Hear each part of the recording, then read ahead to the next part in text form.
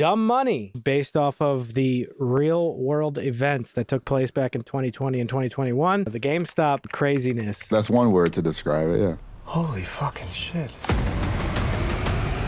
I will tell you, I've never seen anything like it. Holy fucking shit. I was on the tail end of the GameStop thing, so I didn't see it from the beginning to the end. I was more on the Me too. Yeah. last few months. But it's funny kind of hating these people from experiencing this and then seeing them portrayed and just laughing at them and kind of liking them in the movie. One of the things that stood out to me with this movie is how much I actually forgot or didn't know altogether about what happened. I forgot about all this shit, and it was only 2 years ago at this point. I didn't forget shit. But yeah, I mean, what a weird and wacky time. It was an amazing time, actually. Yeah. I mean, it just spawned stuff in my life that I would have never gotten into or found out about. If not for, though that series of events, I wouldn't have as much literacy with finance stuff that I do now, that sort of thing. I'm grateful for that time for sure. I think it does a lot of things well as a movie. For one, it gives you a little bit of insight into this guy, Keith Gill, who sort of led the charge in this movement.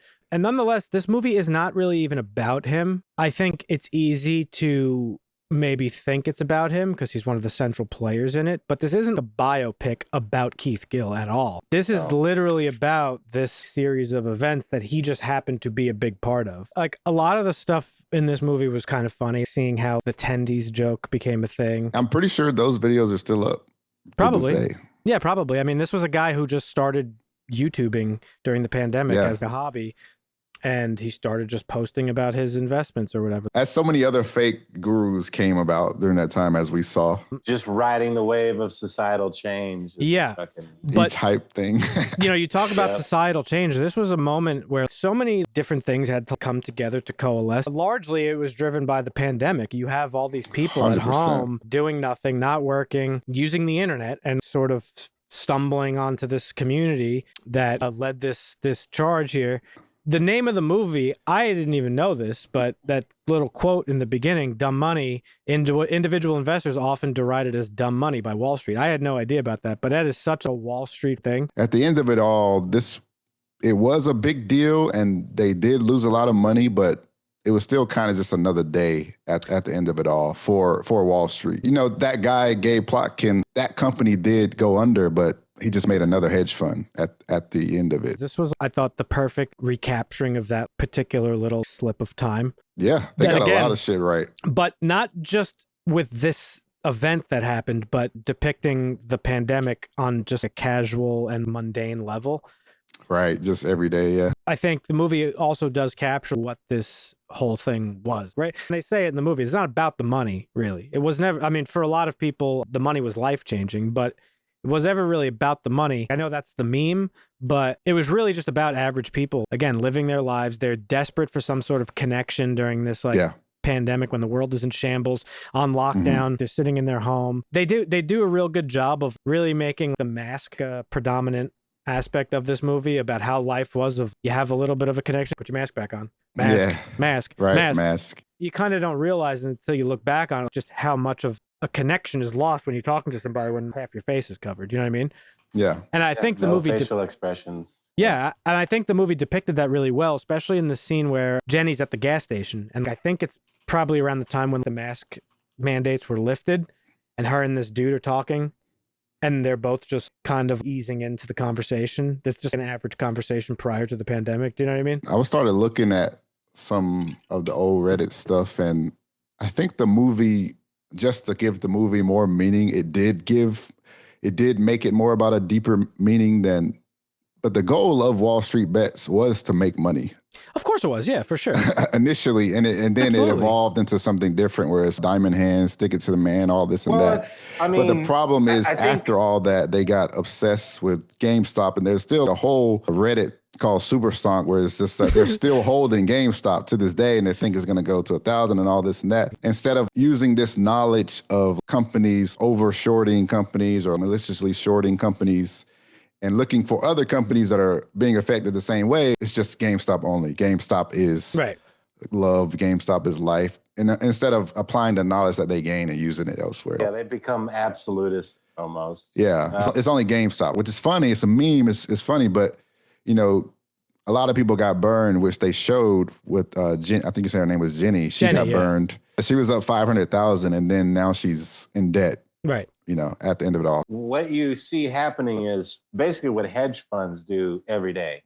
Right. Except this was a culmination of mostly individuals. Now, again, it started with financial analysts and brokers, and they just kept pushing it. They basically shorted the hedge funds who were shorting the stock. Just to say, we can do this too. Another thing I really enjoyed about this movie was the portrayal of the hedge fund people. They didn't really have much to do in this movie. And I actually thought it was one of the strengths of the movie because they're only in it to showcase the dichotomy between the lives of these mega rich people versus the lives of your average everyday American working class person.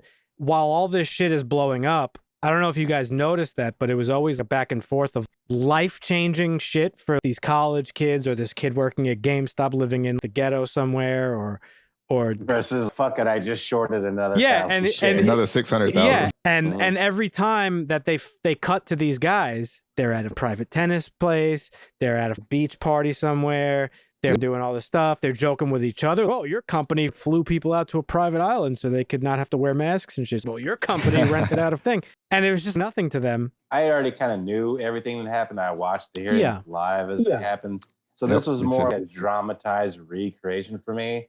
So I wasn't enthralled or as fascinated as I thought I would be. I was hoping it'd be funnier because of all the characters. I was expecting something a little bit different. I don't remember finding myself getting bored, actually. I actually got pretty hyped during the hype moments where they wake up and, you know, the stock is up 150% and all this crazy stuff. I thought the pacing was pretty good. Yeah. And they did a good job of explaining things without getting too far into the weeds. Yeah, I thought the movie was really good. But when I found out this was coming out, I was like, who is this movie really for? It just happened a year or two ago. I think it's just for the people that and already know. Yeah, I don't know. Curious about how it happens. I think it's for multiple different people, really. Because, I mean, somebody could watch this who really had no idea about what went down, myself included. We still don't from the movie. There are some things that it missed. It didn't really show.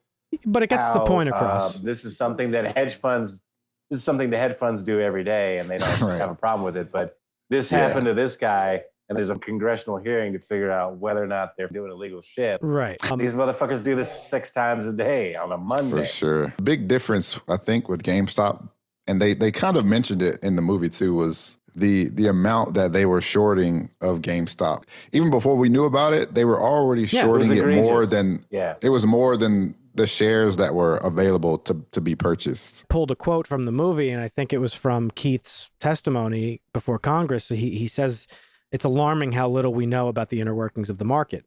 And it's true, because there are like very specific systems set up to be confusing. And the system is just rigged against the little guy. Regular people are just set to lose, basically. And that will never change, because by the time this movie ends, the little closing fact blurbs and stuff, the SEC filed no charges against any of these At the end of it all, yep. At the end of it all, nobody got charged. I said Plotkin just started another hedge fund. It was nothing. Yeah, he lost a couple $2 billion, started a new hedge fund. And it wasn't him that lost, that was... Yeah, it's people's money. Because to start a hedge fund, people invest into the fund. Yeah. He lost their money, essentially. And when they lose money, they got their billionaire friends to come in and throw a couple $1 billion into the ring. And it was a joke. Oh, he's calling. Look, he's so in the red. Yeah. Nothing happened to Vlad Tenev. Yeah. Well, his stock went to shit when his stock went to shit, but he's I mean, well, they're no longer billionaires, the movie said, but that's the biggest. Oh, wow. Wow. But the situation aside, the actual event left me feeling a little bit grim, but as a movie, I did enjoy it. It wasn't really as funny as I had hoped it would be. It was interesting to see sort of some of the stuff play out, dramatized or whatever. Right. I thought most of the acting was great. I think it was good. I think it did a good job of portraying the events. It did what it wanted to do, is what it did. For sure. Yeah. It was entertaining. Yeah, it had a lot of the memes, diamond hands. A lot of people feel the system is broken. The whole idea of the stock market is if you're smart and maybe with a little luck you can make your fortune. Certainly not anymore. There's no hope for the little guy. Shitballs. Maybe now there is. Fuck yeah. This has a 6.9 on IMDb. I'd probably give it like a 7. I think it's probably in that range. I mean, I thought it was a well-made movie. I'll probably bump it up to an 8 just because of the bias, sentimental bias. Yeah, see, like partaking in the, So I can't be objective there. I'm too biased. No, that's fair. But yeah, again, from an objective perspective about the movie, I thought it was good. I think the biggest strength of the movie was portraying what life was during the pandemic for everyday average people. I thought it did a really good job at that. Yeah, I can't give it a bump, so I have to round down to a 6.5. Again, I thought it was a really good movie, but it wasn't as funny. With the cast, I thought I was going to be way... All the story, I already knew the story, so maybe that's why it was a little bit more of a letdown for me. But well cast, well acted. Interesting story, but worth a one-time watch. And not interested in more rewatch. That's fair.